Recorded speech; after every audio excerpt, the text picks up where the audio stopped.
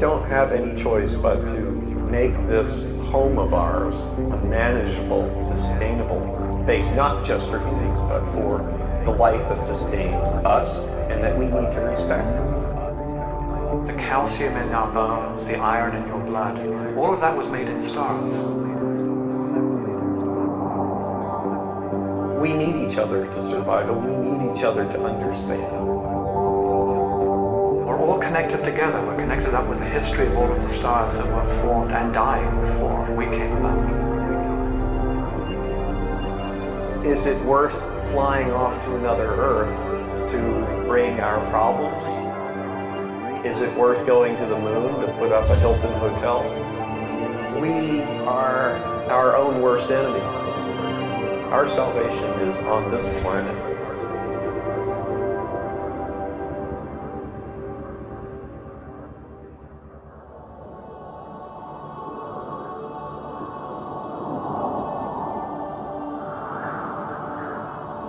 Este lugar queda más cerca del cielo. Y no estoy hablando de los metros al nivel del mar, aunque aquí las montañas están casi a 9.000 metros.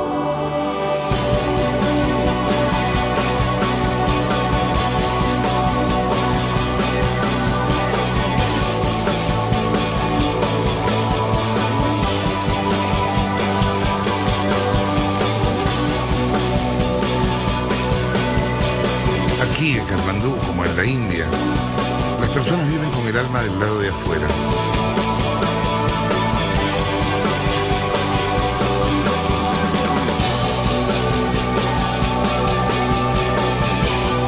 En este lugar, en uno de los países más pobres de la Tierra, vive el hombre más feliz del mundo.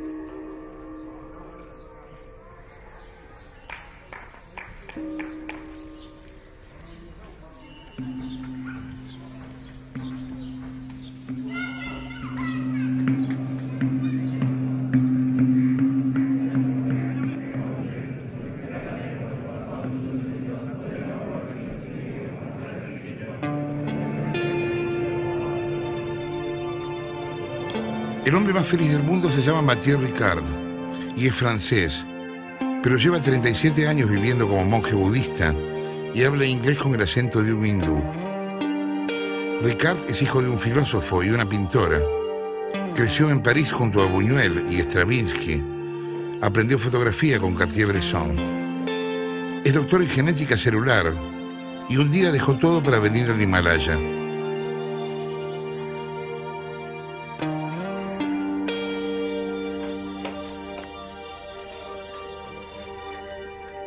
¿Se es más feliz cuanto menos se necesita? I think simplicity is wonderful. Simplicity of mind, simplicity of speech, simplicity of action. Yeah, you see, the mind, intelligence, can be your best friends and your worst enemy. Mathieu Ricard hoy es objeto de estudio en sí mismo. La Universidad de Wisconsin lo analizó durante meses para detectar su nivel de estrés y para descubrir los efectos biológicos de la meditación en su cerebro. Mientras midieron la felicidad en cientos de voluntarios con un nivel de 0.3, Ricard logró 0.45. Y desde entonces lo llaman así, el hombre más feliz del mundo. People sometimes so complicated, hope and fear, rumination inside, so much trouble. It doesn't mean that you are stupid, but that means you don't fabricate your own problems.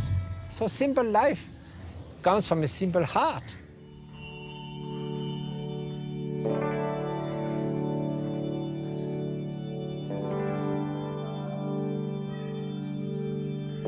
monjes festejan en el monasterio Sheshen, festejan el año de la liebre. Este edificio simétrico pero atolondrado es un recuerdo. Es la réplica del monasterio Sheshen del Tíbet, destruido durante la ocupación china en 1950. Aquí, chicos de 5 a 14 años aprenden música, danza, pintura y filosofía budista. Son cientos de cabezas rapadas y ojos vivaces que espían por los rincones y siempre se ríen como si fuera la primera vez.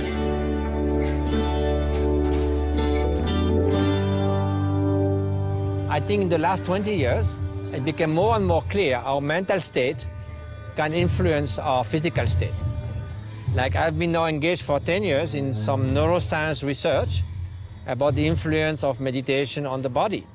And for instance, meditation on altruistic love, we have shown increase the immune system, diminish the inflammation. So there are definitely benefits to the body to train the mind. The goal is to train the mind, but also there are effects beneficial to the body.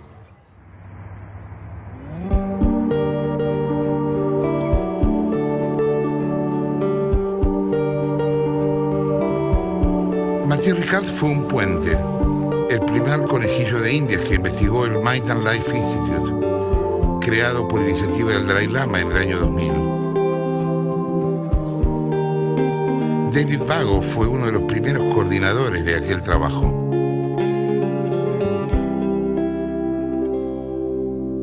We know that there are specific parts of the brain stem, specifically in the midbrain, that respond to pleasurable stimuli.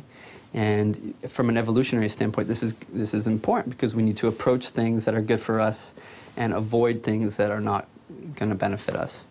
The thought alone of anything could cause anxiety of what's going to happen this evening when I have this meeting or this dinner date, or when I'm in traffic later on, I can't deal with traffic. Just the thought alone is what's causing the anxiety, and that if we continue along a trajectory of letting our thoughts be so reactive, they can cause a lot of stress on our system, on our organs, on our mind, on our sympathetic nervous system.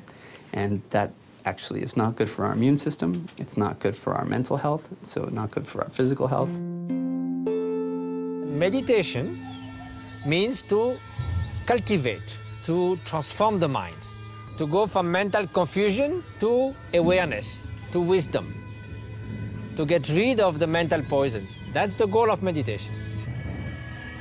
Hay un ruido confuso e infernal, parecen gaitas y tambores, y el mundo empieza a temblar. El ruido es un camino. Con ese ruido los monjes de Sheshen entrarán al silencio.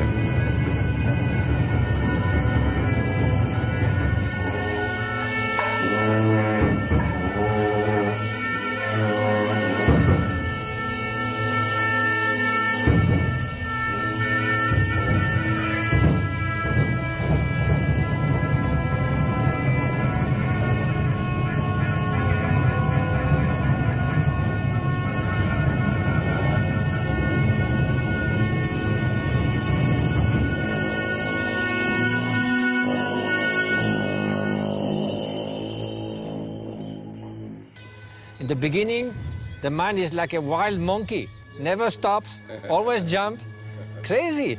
And slowly, slowly, more calm, more clear, still very, very vivid. It's not dull, but clear, and not swayed by all the thoughts all the time. Becomes like sky, and then you can grow compassion, you can grow altruistic love, focused attention, understanding. So there's a process of gaining stability and clarity. Now, if we think about it in terms of the prescription that the Buddha gave in the beginning to relieve suffering, relieve personal suffering, there was a very systematic way of training the mind that he outlined. And that form of training is what scientists have started to use as a very specific methodology that we can study. Happiness is relative, absolutely. We don't have a good idea of what really happiness is. It can be described as just contentment or relief from some other form of suffering, ecstasy, sexual sort of excitement. There's so many forms of how we describe happiness, but it's a very vague concept. We know so much more about suffering and pain and unhappiness than we do about happiness.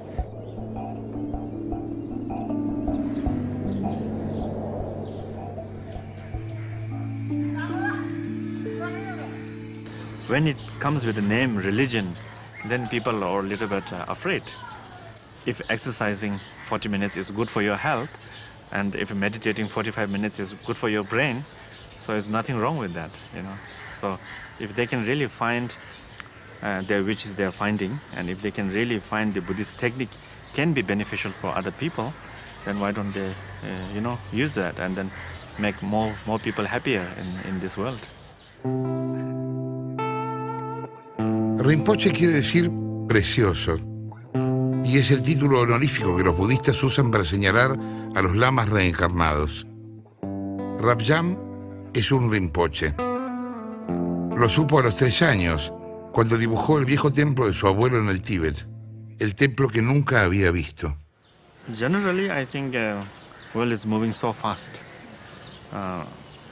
If we think back 20 years ago, and then we never thought what we are now, not even we imagine. Example like 20 years ago, we never thought everybody will be walking around with a telephone in their pocket.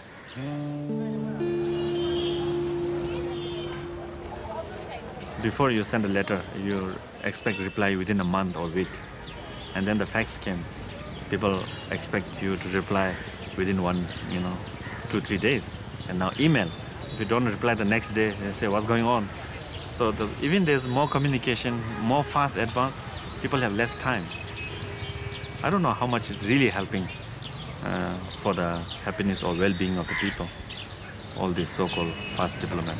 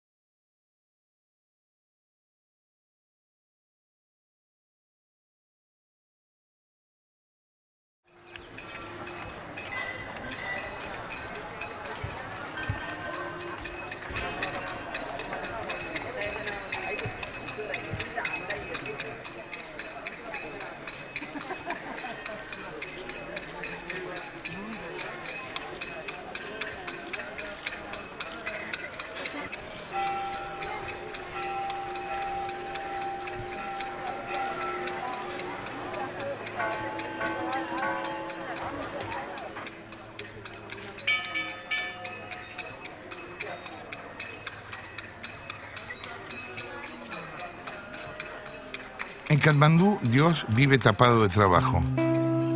Todos hablan con Él, sueñan con Él, meditan con Él, lo buscan, le rezan, le hablan, le confiesan, lo añoran, lo escuchan.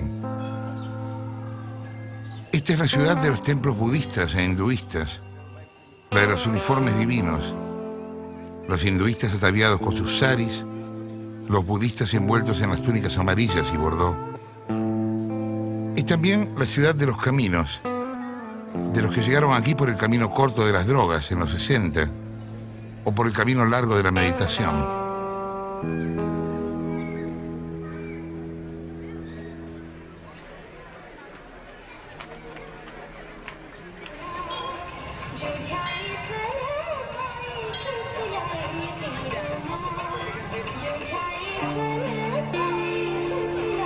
La Plaza Durbar es la capital exagerada de la fe.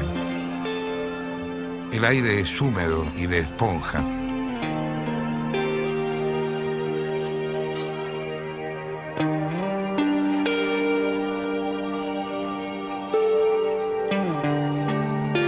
Hay incienso y fuego y gente y más gente que se tropieza en su camino al paraíso.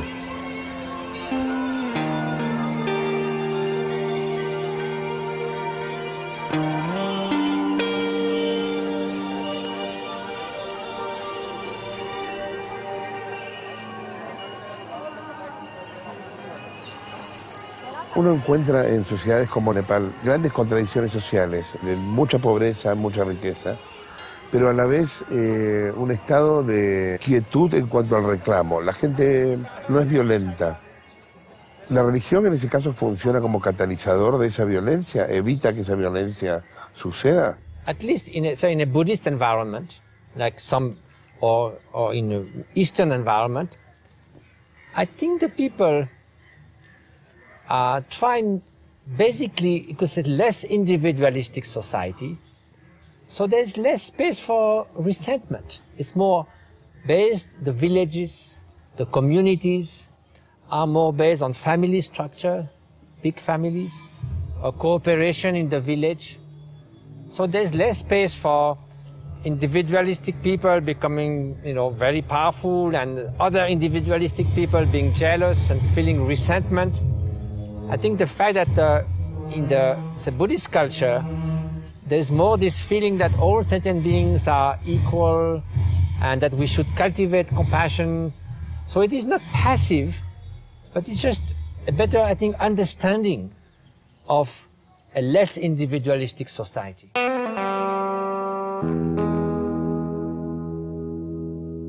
And the second thing, if there is more value to the inner values, the most respected people here are not the rich people.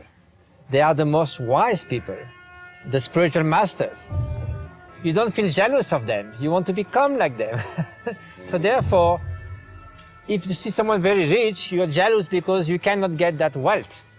But if you see a spiritual master, you are inspired, and you get this teaching, and you can become like him. So instead of being jealous, you feel inspired by that person. So it's a different process.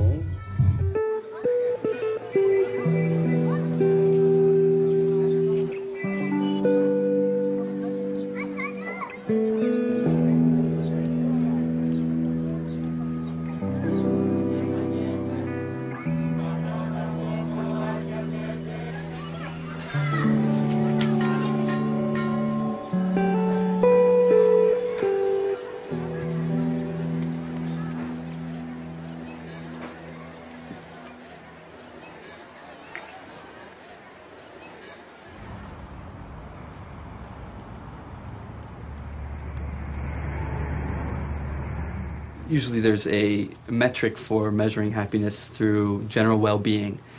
Ditella and McCullough in 2006 put together a number of graphs that sort of graphically depict how we experience happiness. And so they showed in relation to global domestic products, or the GDP. The GDP is usually a good assessment of how society is doing, and most people equate material wealth and gain with source of happiness. And this graph actually shows you that that's not the case. From when they started measuring this, they show in 1975 all the way to the current day. Actually, this may be around 1998. The GDP has been getting progressively larger in the US, and most developed countries actually have the same sort of result. So as the GDP goes up, happiness does not.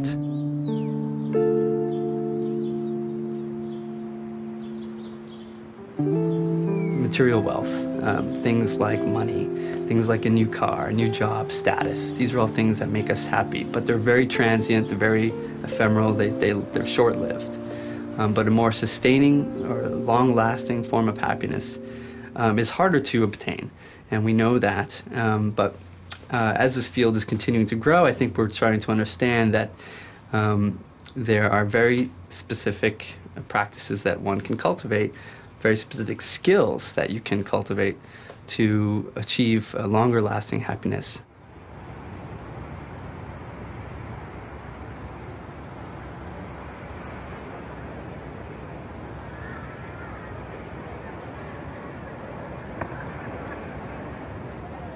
¿La felicidad tiene que ver con lo que se tiene o con la moderación de las cosas a las que se aspira? In the more advanced countries, where we now have good long measurements of happiness over time, the whole population do not become happier as they become richer, and the reason is that people are comparing their riches with those of other people. Lord Richard Layard es economista y lo llaman el zar de la felicidad. Su libro Felicidad, lecciones para una nueva ciencia, logró que el gobierno inglés incluyera la felicidad en las cuestiones de Estado y fue traducido a más de 20 idiomas. There's been this tremendous change in the political attitude to happiness during the last 10 years. I think it would be true to say that until then, nearly every politician thought that economic growth was the most important possible objective for their country. And they have looked at other measures like happiness as alternative measures to the gross national product, which is very much influenced by the fact that we have not had increases in happiness as people have become richer in Britain nor in the United States. And that therefore we should be turning to these other sources of happiness, human relationships, and of course the inner sources of happiness that Matthieu Ricard is very concerned with. These should be the focus if we actually want to get onto a higher level of happiness. Interestingly, this depends on a very critical factor, the happiness and household income. And that correlation, that positive correlation that you see here, is really dependent upon that one critical factor, and that's that whether the relationship that the people have with their neighbors, with their friends, with their peers. If they know that they're making more than their peers and their neighbors, then they're happier. But if they think that they're not making more money than their neighbors, then they're not happier. So that's a very critical sort of point in understanding how happiness relates to income and material wealth, material gain. ¿Qué cosas tiene? My things is, what brings me joy is to take care of 20,000 children with our humanitarian projects, to help 100,000 patients with our clinics. And besides that, I have one pair of shoes. One? And another one for inside. Two? Two. Okay, looks. I have no house, no land, a small room here, of course, I'm welcome. I have a small hermitage in the mountain, but belongs to the monastery, so I'm free. La identidad de los países se muestra en los silencios y en los pequeños gestos. Tendrían que haber visto, como vi, la actitud reverencial de los tibetanos con sus monjes. Al saludarlos se inclinan respetuosamente, casi hasta llegar al suelo, y el monje les pone la mano en la cabeza como si fueran niños, quizás porque esos son, y luego se levantan y se van felices, habiéndose inclinado ante la sabiduría. Yo me siento nuevamente ignorante, parte de una raza que se inclina ante un BMW o un Rolex. Definitivamente idiota, un frívolo, envidiando a los que no tienen nada.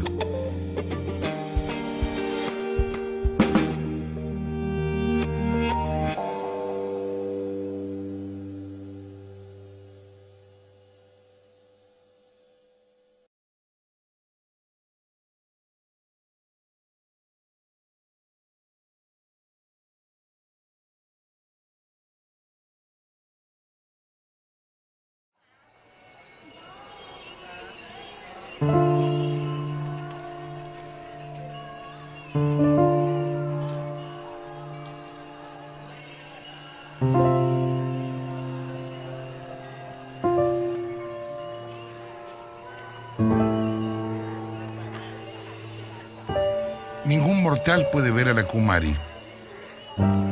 La Kumari está ahí, detrás de esa ventana, pero nadie puede verla. Kumari es la diosa viviente de Nepal, la reencarnación de Taleyu, y solo un par de veces al día su sombra aparece por la ventana, un segundo o dos, lo suficiente para volver a la oscuridad del Kumarigar, su palacio de 2 pisos. La Kumari no nace diosa, sino que la eligen como tal. A los 4 años, después de una cuidadosa selección, y diosa será hasta su primera menstruación, cuando la divinidad escape de su cuerpo y se vuelva otra vez persona. La diosa vive todos esos años sola, con su familia, sin cruzarse jamás con persona alguna. Y una vez al año sale a la luz del sol, al frente de una procesión.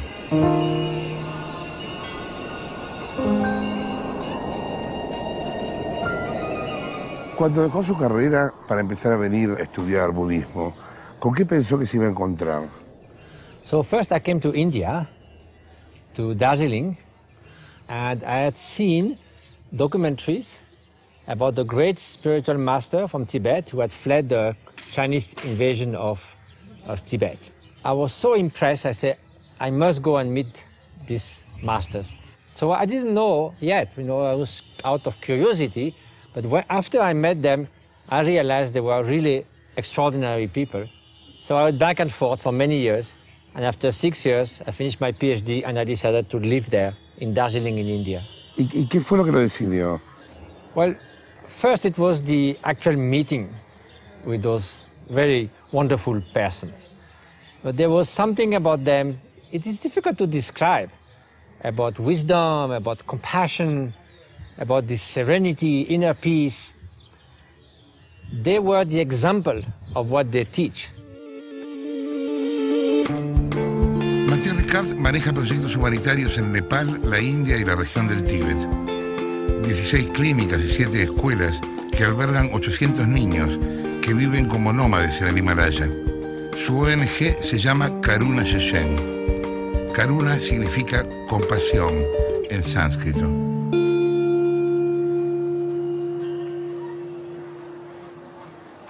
These clinics altogether treat 40,000 patients a year. Now we have 10 years of activities, 50 people work here, and half of the patients are treated for free. Namaste, namaste, namaste. So how is today? Little bit. Heavy? So what we try to do with the patient is to develop their capacity of sizing the present moment and just to enjoy the life whenever it's still possible for them.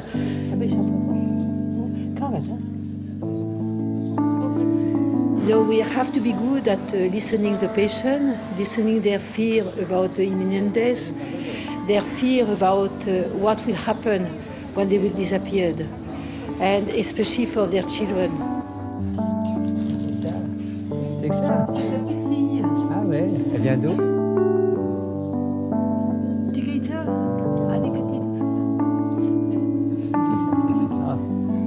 We have allopathic medicine, the Western medicine, and we have also Tibetan medicine, we have dental clinic, we have palliative care, we have also acupuncture, physiotherapy sometimes. It's quite large possibilities for the patient. So this is part of our humanitarian effort within Karuna Shechen, the foundation that now we did 111 projects since 10 years. So this is one of our main projects. Mathieu wanted to call the association Compassion in Action. But this seems too much Buddhist philosophy, so it changed with Karuna Shechen. Karuna means compassion in Sanskrit, and Shechen is the name of his monastery.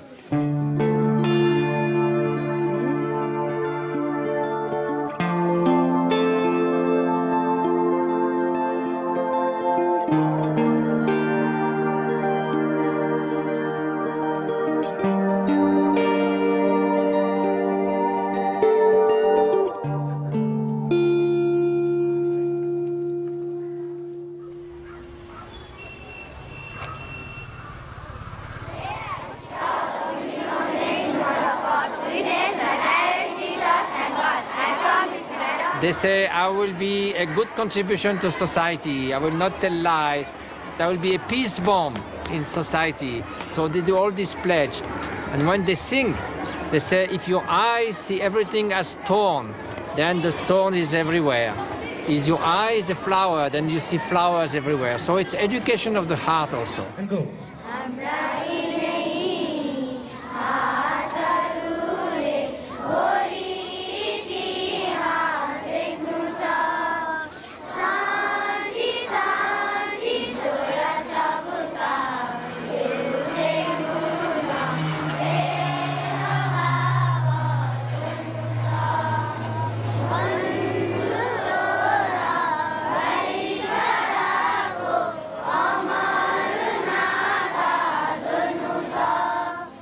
If we will not get education, so it's difficult to surviving in the whole life. I providing to my kids a global type of education, and education helping us to become a good person. The education not helping us to killing each other. Las escuelas se llaman bambú porque de bambú están hechas. Son sismorresistentes y muy baratas de construir. Reciben a niños de la calle y sobre todo niñas en un país donde las familias eligen pagar solo los estudios de los varones. En Nepal, solo el 26% de las mujeres sabe leer y escribir, contra el 62% de los hombres. Las 5 escuelas de bambú educan en inglés y nepalí a 15.000 alumnos. To become a good person, it's not easy thing, not immediately. So I hope so my kids will become a good person one day and helping more and more helpless people in entire Nepal through education.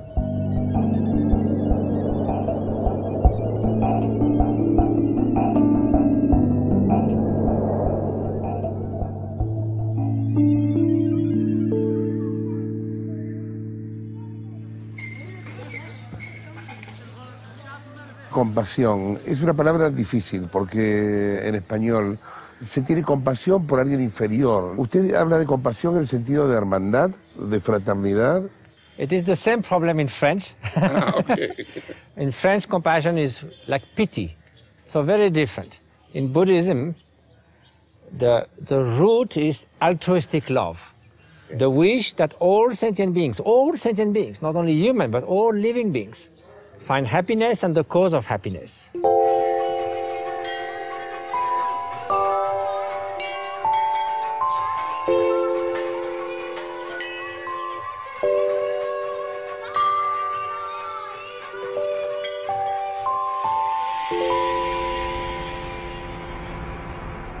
Compassion, also in English, has dropped so far out of our frame of reference that we think it means pity, or feeling sorry for people, looking down on people in a gracious way. In fact, it comes from a Greek and Latin root, meaning to experience something with something else. That's to put yourself in other people's shoes. The golden rule, look into your own heart, discover what gives you pain, and then refuse under any circumstance whatsoever to inflict that pain on anybody else. Never treat others as you would not like to be treated yourself. Now, in the Buddhist tradition, the word translated compassion is karuna, and that implies an absolute positive determination to rescue all peoples from their pain.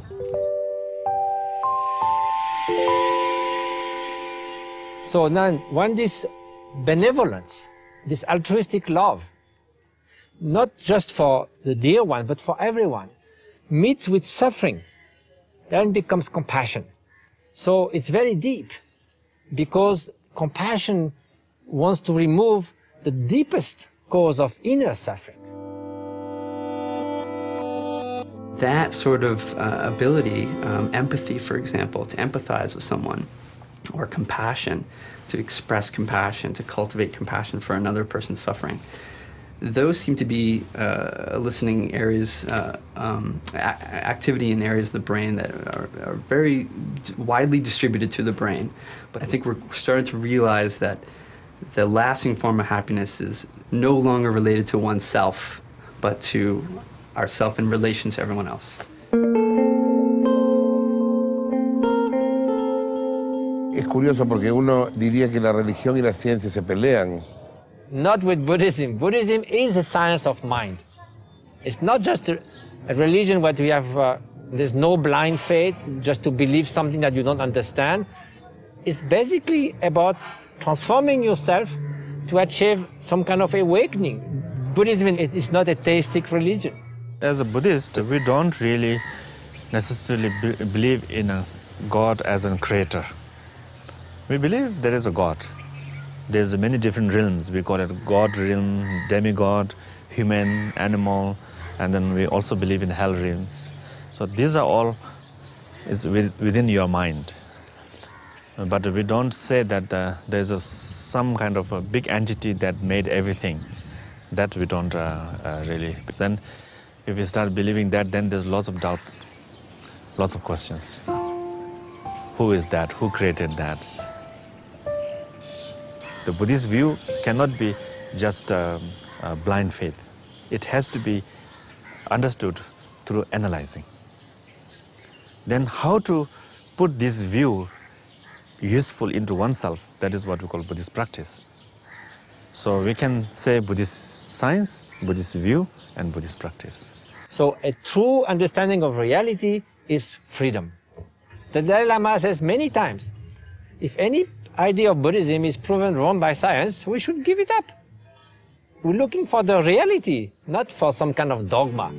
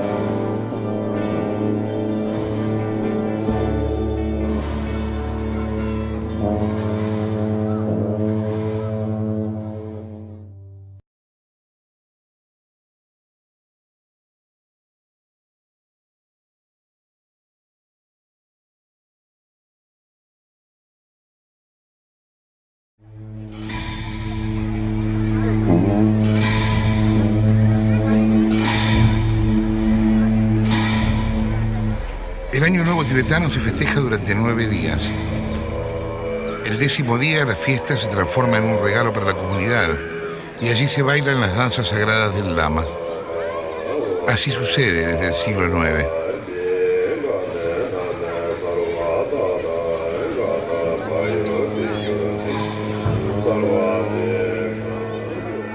Every aspect of the costume, there was mask of the objects, is symbolic. Some are symbolizing the transformation of the 5 poison of hatred, attachment, jealousy into 5 wisdoms. So everything has a meaning, and it is a projection in the outside of inner meditation. It is a meditation, but with gesture.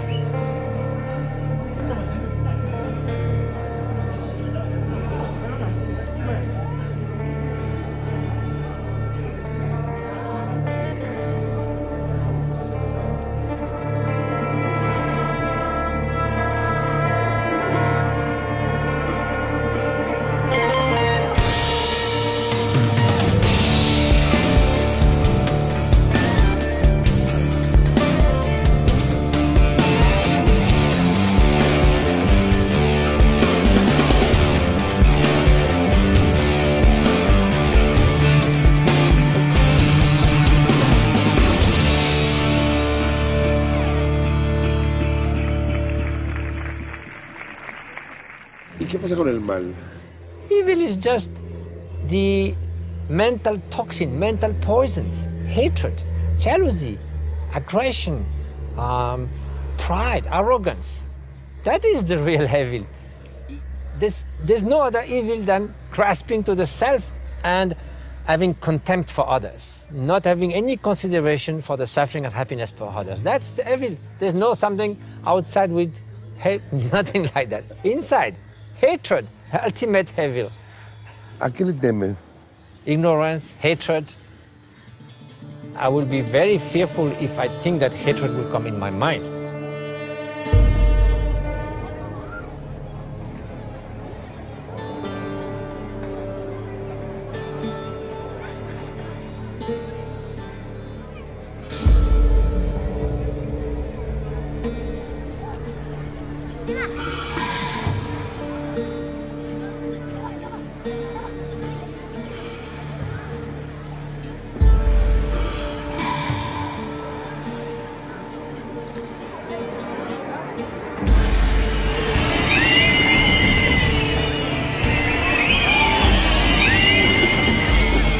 monjes sacan afuera sus demonios para poder desprenderse de ellos. La gente silba, patea el piso, abuchea, ve a los demonios propios en los disfraces ajenos. ¿De qué tendría que disfrazarme acá? ¿Cuáles serían mis demonios?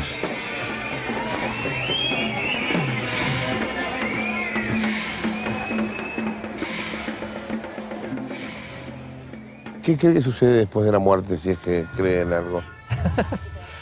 The Dalai Lama says, I'm very curious to see what's going to happen. So, according to Buddhism, the stream of consciousness continues. So there will be different state of consciousness after death. But the thought of death is very important so that we don't waste any moment of this life already. Because if we forget that, say, oh, I can do that later, I can do that later, and then life goes. But if we think that, oh, that can come anytime, and every moment is so precious. Every moment of life is lived in the best possible way. Then at least no regret.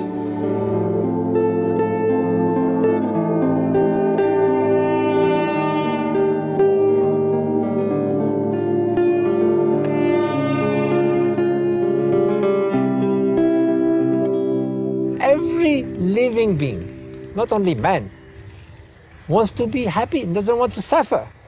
Nobody in this world wakes up in the morning thinking, may I suffer the whole day and if possible my whole life. We need not only to achieve happiness, but we also need to contribute to happiness of others. So selfish happiness does not work. Altruistic happiness, concerned by others, that is, I think, a much better mission.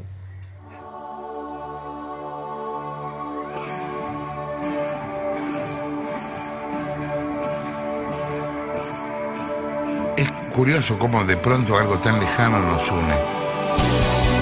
Ellos y nosotros conocemos de memoria los venenos de la mente, los que no nos dejan conciliar el sueño.